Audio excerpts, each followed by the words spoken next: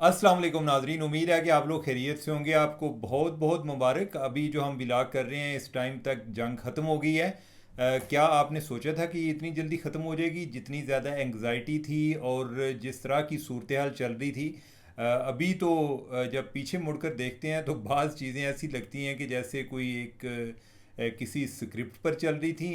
मसलन ये कि जब डोनाल्ड ट्रंप ने B-52 बम्बर से ईरान पर बमबारी की, उनकी जो एटमी इंस्टॉलेशंस को टारगेट किया, तो साथ ये भी खबरें आईं कि ईरान को पहले बता दिया गया है कि जो वो बम्बार्डमेंट होगी, और इस वजह से ईरान ने उधर से जो अपनी एसेट्स हैं उनको मूव आउट कर लिया।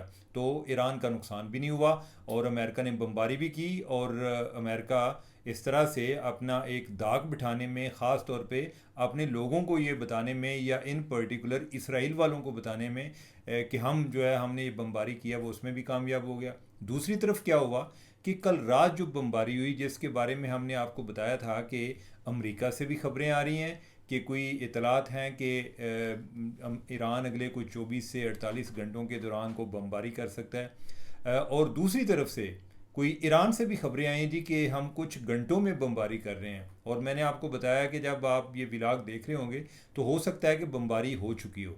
अच्छा, वो भी हमें पता चला कि दोनों साइड्स को आइडिया था कि हमने क्या करना है। यानी कि ऐसा है कि जैसे दोनों मुतहारब फ्रीक एक दूसरे को एतमाद में लेकर कर रहे थे। जो इसराइल और ईरान वाले कर रहे थे वो, उनमें कोई इतनी ज़्यादा कोऑर्डिनेशन नज़र नहीं आ रही थी, लेकिन जो अमेरिका और ईरान कर रहे थे, इधर कोऑर्डिनेशन नज़र आ रही थी।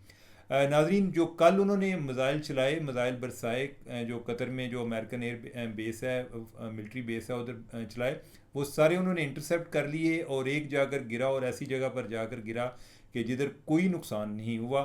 अब इसमें एक और इंटरेस्टिंग चीज़ है कि जो अमेरिका और ईरान के दरमियान राब्ताकारी का ज़रिया था वो कतर के अमीर थे। तो उधर जाके उनकी सरजमीन पर क्यों मिसाइल गिराया गया? इससे ये लगता है कि ईरान क्या कर रहा है। ईरान नाकाबिल एतबार कंट्री है, लेकिन इसका एक दूसरा एंगल भी है। इसका मतलब यह है कि कतर वालों ने, जब बात हो रही थी तो उन्होंने कहा जी कि अभी हमें B-52 जो तैयारे हैं उसके ज़रिए उन्होंने बम्बार्डमेंट किया है, तो हमने जवाब तो देना ही देना है। तो कतर वाले ने क्या होना है कि चलो तुसी साढ़े हाल एक दो चला लिया जी, ठीक है, कोई नुकसान वगैरह नहीं करना। और ईरान वाले जो है ना, नुकसान को नहीं करते। आपको याद होगा कि 2020 में इनका एक बड़ा सेलिब्रेटेड जर्नल कासम सुलेमानी, उसको अमेरिका ने मार दिया था, एक ड्रोन के ज़रिए मार दिया था। अमेरिका का ईरान का बहुत बड़ा असासा था कासम सुलेमानी। लेकिन ईरान ने बदला क्या लिया? ईरान ने उसके बाद मिसाइल फेंके इराक़ में अमरीकी अड्डे पर। लेकिन मजाल है कि किसी एक बंदे को जाकर वो लगाओ, और अपने जो लोग हैं वो भी मुतमिन हैं कि जनाब हुकूमत ने बदला ले लिया है। जो कासम सुलेमानी है, इतना पॉपुलर आदमी था कि उसका एक रिकॉर्ड जनाजा भी हुआ था। लेकिन यह है कि उसका बदला कैसे लिया कि कोई एक अमरीकी भी नहीं मारा। अब इसकी वजह क्या है? इसकी वजह जो मुझे समझ आती है वो ये नहीं है कि ये सिर्फ एक्टिंग करते हैं। उसकी वजह यह है कि ईरान कमज़ोर मुल्क है, ये हमें कुछ नज़र भी आता है। लेकिन यह है कि हम ना बाज़ औक़ात अपनी ख्वाहिशों की नज़र कर देते हैं। हमारा ये ख्याल होता है कि जनाब अभी भी हम लोगों को देख रहे थे जी को रूस तो मदद आ रही है, चाइना तो मदद आ रही है। भाई रूस से मदद क्या आनी थी? कोई आई है मदद? मेरे हाल एक वाहिद मुल्क है जिधर ईरान का वज़ीर ख़ारजा गया है। एक तो है वो गया था यूरोपियन कैपिटल में, वो उधर तो वो गए थे जी कि मुज़ाकरात करने के हवाले से। लेकिन उसके अलावा अगर वो किसी जगह पर गया है तो वो रूस के पास गया है, पुतिन को मिलने गया है। क्यों गया है उधर? उसको ये तो नहीं कहने गया कि आप हमारे लिए मजम्मत कर दें, उसने मजम्मत तो ऑलरेडी कर दी थी। तो वो क्या कहने गया? वो ये कहने गया कि भाई कोई कोई सानू ही कोई असला उसला दो। उन्होंने कोई असला नहीं दिया। वो कहता होगा हम खुद फंसे हुए हैं, ठीक है। अच्छा, दूसरा, हम जो चाइना से बहुत ज़्यादा तवक्कुआत वबस्ता कर लेते हैं। नाजरीन, चाइना हमारा बहुत अच्छा दोस्त है, लेकिन हर बंदे का एक अपना मजाज होता है। चाइना का मजाज नहीं है किसी की जंग में शरीक होना। आप मुझे कोई एक जंग बता दें कि जिधर चाइना शरीक हुआ है। चाइना नहीं शरीक होता। वो, उसको तो पता नहीं जंग लड़े कितनी देर हुई है। यानी कि उनकी कोई 1962 में एक इंडिया के साथ जंग हुई थी। उसके बाद कोई 2020 में मेरे ख्याल उनकी कोई बॉर्डर पे कोई थोड़ी बहुत इंडिया के साथ झड़पें हुई थी। इसके अलावा तो वो नहीं है। यानी कि अगर उन्होंने कभी अटैक करना है तो ताइवान पे करना है। और उधर के हवाले से अमेरिका भी तैयारी करता रहता है, चाइना भी तैयारी करता रहता है, और उसके बारे में भी आइडिया नहीं है कि वो अटैक करेंगे या नहीं करेंगे। इवन हमारे कंट्री के हवाले से बहुत सारे लोगों ने बहुत ज़्यादा बातें फैलाई कि जी वो चाइना ने असल में मदद की है। इंडियन जो है बाज़ जो हैं इंडियन, वो यही बात फैला के अपने आप को मुतमिन करते रहे कि असले जी इन्होंने चाइना रल गया, नहीं तो यहाँ छड़ना को नहीं सी इन्होंने। अच्छा, ये भी खाम ख्याली है इन लोगों की, और हमारे लोग जो हैं वो भी मिसपरसेप्शन का शिकार हैं।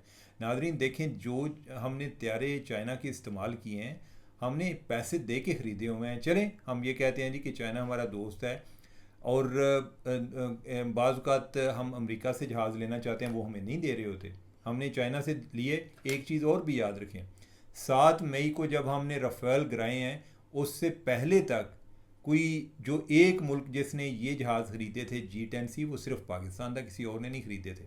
और दूसरी बात, वो हमने को 3 साल पहले के ख़रीदे हुए थे। वो ये नहीं था कि हमारे बार्डर पे कोई मसला चल गया या पहलगाम वाला वाक़या हो गया तो चाइना वाले ने कहा कि भरावा तुहाडे वाले ना होना जो कोई जहाज़ ही लै जाओ साढ़े को।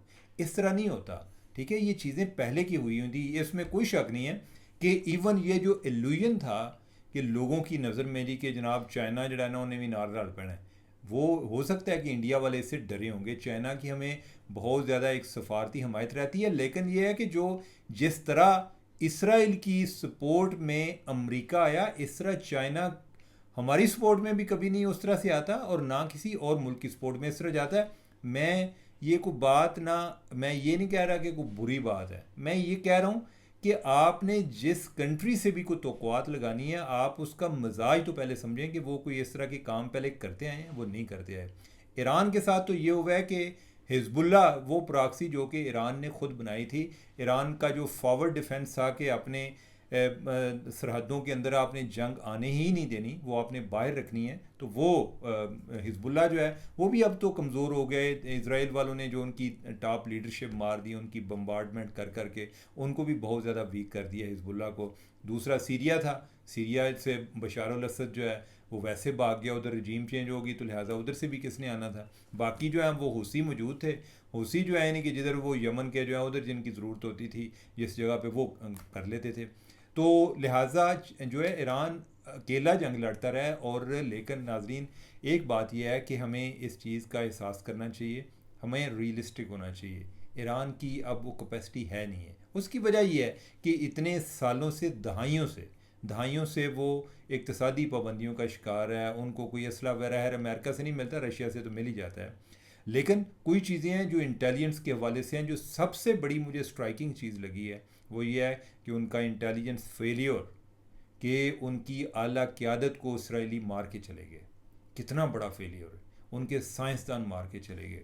इसको एक पॉजिटिव पहलू ये है कि उन्होंने फौरी तौर पे, यानी कि कुछ घंटों के अंदर, 24 घंटे से कम अरसे में, उन्होंने अपनी नई क़यादत जो है वो उसने चीज़ें पोजीशन संभाल ली और उन्होंने आगे जवाब देना शुरू कर दिया, जिस तरह का भी जवाब था, लेकिन उन्होंने जवाब दिया। लेकिन ये बहुत बड़ा इंटेलिजेंस फेलियर है नाजरीन। लेकिन एक और बात जिसका अभी तक आपको नहीं पता चला, वो मैं आपको बताता हूँ। जब उन्होंने इनकी फ़ौजी क़यादत को मारा है, उसके बाद इसराइलियों ने क्या किया। इसराइल की इंटेलिजेंस एजेंसी मोसाद ने इनकी जो नंबर 2 क़यादत है, या आप कह लें कि जो एक सेकंड टीयर लीडरशिप थी, या जो मरने वाले थे उनके बाद से जो टॉप के जनरल थे, उनको फ़ोन करने शुरू कर दिए, उनके इंटेलिजेंस के लोगों को फ़ोन करने शुरू कर दिए, और फ़ारसी ज़ुबान में शुरू कर दिए, और उनको बताया कि हम वो लोग हैं जो आपके पहले फ़लाँ लोगों को उनके अल्फाज में जहन्नम वासिल कर चुके हैं। ये जो मैं आपको बात बता रहा हूँ, ये मैंने ऑडियो सुनी हुई है, मैं उसके अल्फाज आपको बता रहा हूँ। और उन्होंने ये बताया कि आपके पास 12 घंटे का टाइम है कि आप डिफेक्ट कर जाएं, यानी कि आप दगा दे जाएं, अपनी फ़ौज को दगा दे जाएं और इधर से निकलें। उसमें फिर एक जर्नैल ने आगे से पूछा कि किधर जाएं। उसने कहा कि मैं फिर आपको एक टेलीग्राम का नंबर भेजूंगा, आपने उसके उधर मेरे से रब्ता करना है, आगे मैं मज़ीद गाइड करूंगा। अब ये ज़रूरी नहीं है कि वो जर्नैल भागना चाह रहा था, वो पूछना चाह रहा होगा कि ये आगे क्या बताता क्या है। और उसमें जो उनको धमकी दी गई, उनको ये धमकी दी गई कि आपको और आपके बच्चों को किसी को ज़िंदा नहीं छोड़ा जाएगा। नाजरीन ये बड़ा उन्होंने एक इनको एक असाबी तौर पे बड़ा ब्रेक किया है। और अब ज़रा देखें ना कि उनकी एक तो जो आला क़यादत थी वो सारी मारी गई, और उसके बाद वाले जो हैं उनको फ़ोन आ रहे हैं। इसका मतलब है कि दे मस्ट बी फीलिंग शेकन। तो ये कौन लोग थे? ये उनके अंदर से लोग थे, और ये बहुत डेंजरस है कि जब आपके अंदर इतनी ज़्यादा अपने मुखालफ की मोसाद जैसे एजेंसी की इतनी ज़्यादा पेनिट्रेशन हो, तो इसका मतलब है कि they are watching what you are doing already. इन पर पाबंदी है, ये अपने फ़ोन इस्तेमाल नहीं करते। ये कब से, जब से वो हिजबुल्लाह वाला मामला हुआ है, जो पेजर्स वगैरह एक्सप्लोड हुए हैं, वो भी नहीं करते। अभी भी इन्होंने जंग के दिनों में इधर जो इनका इंटरनेट बंद कर दिया था। अब हम ये ओवरऑल ये जो जंग है, इसमें इसराइल या अमेरिका इस मामले में तो नाकाम हुए कि वो जो ईरान का एक एटमी प्रोग्राम है उसको तबाह नहीं कर सके। लेकिन दूसरी तरफ क्या एक मैसेज क्या मिला कि उन्होंने अपनी एक एक एग्जाम्पल सेट कर दी कि हम जब भी चाहें हम जो ईरान का एयर कॉरिडोर है, यानी कि उसको हम टेक ओवर कर सकते हैं। यानी कि उस पे जो इसराइल का कंट्रोल होगा, नीचे ईरान होगा, और ऊपर आप ज़रा इमेजिन करें कि इंडिया का कोई जहाज़ जो है वो पाकिस्तान के अंदर कोई 1 इंच भी दाखिल हो जाए, ये शहीन पहले से तैयार बैठे होते हैं कि उस पर जबड़ पड़े। ठीक है, और उधर क्या हुआ कि आता है इसराइल, आता है तबाही करके चला जाता है। अब जो है ईरान के पास वो एक जो एयरफोर्स की पावर वो है नहीं है। तो ये चीज़ें जो है ना वो बड़ी एक एक्सपोज भी हुई। दूसरा ये है कि आगे आने वाले दिनों में क्या होता है, क्या कोई मामला सुलह की तरफ जाते हैं। अब ट्रंप जो है, अब ट्रंप के काम देख लें, इसके अब मुझे भूल गया था इसका। देखें कि ये बंदा, ये पहले B-52 बम्बर के ज़रिए इसने उनकी बम्बार्डमेंट की है, उनकी जो एटमी तनसीबात हैं, और उसके बाद वो पीस मेकर बन गया। वो दोनों को कह रहा है छड़ो पर लड़ो ना।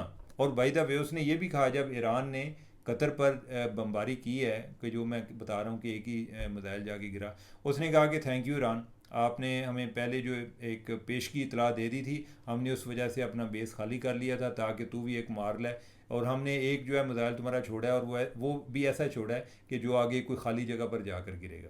तो बेसिकली ट्रंप ने साथ ये भी जता दिया कि भाई तू जो कर रहे हैं ना, यानी कि जो तुम एक्टिंग कर रहे हो वो हमें पता है, यानी कि हमें पता है। यानी कि इसी तरह जैसे, यानी कि उसने शायद अपने वाला बदला लिया हो कि जब हमने आपको बताया था B-52 वाला कि हम बम्बर भेज रहे हैं, तो आपने भी यानी कि ये बात आउट कर दी थी कि आपको पहले से आइडिया। लेकिन वो बात फिर ट्रंप से इधर उधर हो जाती है कि ट्रंप का काम देखें कि उसने पहले बमबारी भी की है, उससे पहले वो ईरान को आए दिन धमकियाँ भी देता था, अनकंडीशनल सरेंडर, ये है वो है, इस तरह की बातें। अब यह है कि वो दोनों को कहता है कि चलो भाई तुम जंग बंद करो। अच्छा, वो जी जंग बंद हुई, उसके बाद ईरान ने को फेंका, फिर उन्होंने को फेंका, फिर उसने इसराइल जो है उसकी भी क्लास ली। उन्हें कहा कि मैंने ईरान से बड़ा गुस्सा, लेकिन थोड़े मैंने ज़्यादा गुस्सा है, तुम बंदे के पुत्र नहीं बन रहे। मैंने जब आपको कह दिया था कि आपके पायलट जिधर जिधर हैं जहाज़ उनका रुख मोड़ें और वापस आ जाएं, आप लोगों ने फिर जाकर बमबारी क्यों की? ठीक है, अब ये देखें कि वो एक पीस मेकर भी बन गया है कि पहले बमबारी भी कर रहा है, अब पीस मेकर भी बन रहा है, यानी कि वो खुद ही बैड कप भी बन जाता है। आमतौर पे तो लोग होते हैं कि गुड कप बैड कप खेलते हैं, वो खुद ही बैड कप बन जाता है, फिर खुद ही गुड कप बन जाता है, वो पीस मेकर बन जाता है। हम दसो इस तरह के बंदे को नोबेल प्राइज़ मिलना चाहिए कि नहीं? इसको नोबेल तो नहीं मिलना, पता नहीं मिलना चाहिए कि नहीं मिलना चाहिए, लेकिन इसको ऑस्कर अवार्ड ज़रूर मिलना चाहिए। एक्टिंग का जो अवार्ड है वो that goes to Donald Trump. अब यह है कि हम अपने नेक्स्ट टॉपिक की तरफ आते हैं, और वो है इमरान खान के हवाले से। इमरान खान पे काफ़ी देर हो गई, आप भी मिस कर रहे होंगे कि कोई बात नहीं हो रही। इमरान खान के हवाले से अलीमा खान ने कहा है कि इमरान खान को माइनस कर दिया गया है। अब ये माइनस कैसे हुए हैं, इसकी दो तशरीहात हैं। एक इसकी तशरीह ये हो रही है कि लाहौर में आज 9 मई के हवाले से उनकी दरखास्त ज़मानत पर कुछ समात हो रही थी, और आज का दिन बड़ा अहम था कि क्या वट कि अगर उनको कोई ज़मानत दे दी जाए, लेकिन उनकी जो दरखास्त है वो खारिज कर दी गई है। अब दूसरी तरफ क्या हुआ कि KP से बजट पास हो गया। KP से जब बजट पास हुआ तो उससे पहले ये बातें चल रही थी नहीं कि वो बजट जो है वो इमरान खान को दिखाना है और फिर बजट जो है पास होना है, वो उन्होंने को नहीं दिखाया, और वो बजट जो है वो पास हो गया। अब इसके हवाले से किसी ने अलीमा खान को पूछा कि इसका मतलब है कि इमरान खान को माइनस कर दिया गया है, तो उन्होंने कहा कि मैंने लगता है कि हुण माइनस कर दिया गया है। अब उस पर जो गंडापुर है उसकी अपनी वजाहतें हैं, वो कहता है जी कि मेरा वो लीडर है, और ये है कि मैं तो 2-3 दफ़ा जाने की कोशिश की है, मुझे मिलने नहीं दिया गया, या जो भी है उसने ये बात किया। लेकिन अलीमा खान ने अब ये बात फैला दी है कि ये गंडापुर जो है ना, ये भी इमरान खान के साथ मुखलिस नहीं है। मतलब ये है कि गंडापुर जो है वो अंडर प्रेशर भी फील कर रहे हैं कि ये ना हो कि कल इमरान खान मुझे भी किक आउट कर दे। तो नाजरीन, अभी तक की ये ख़बरें, मुझे दें इजाज़त। अल्लाह हाफिज़।